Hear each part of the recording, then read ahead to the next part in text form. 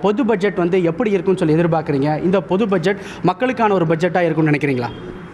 நிச்சயமாக மக்களுக்கான பட்ஜெட்டாக இருக்கும். ஏனென்றால் ரயில்வே பட்ஜெட் மக்களுக்கான பட்ஜெட்டாக இருந்தது. அதே போல் இதுவும் பொதுமக்களுக்கான பட்ஜெட்டாகத்தான் இருக்கும். பசியை போக்கும் பட்ஜெட்டாக இருக்கும், விலைவாசி கட்டுக்குள் வைக்கும் பட்ஜெட்டாக இருக்கும், அதே நேரத்தில் வளர்ச்சியை நோக்கிய பட்ஜெட்டாகவும் இருக்கும். ஆக மக்களின் வாழ்க்கை தரத்தை உயர்த்துவதாகவும் இருக்கும், வளர்ச்சியை மேம்படுத்துவதாகவும் இருக்கும். நிச்சயமாக எல்லோரும் பேசப்படும் ஒரு சரித்திர பட்ஜெட்டாக இருக்கும்.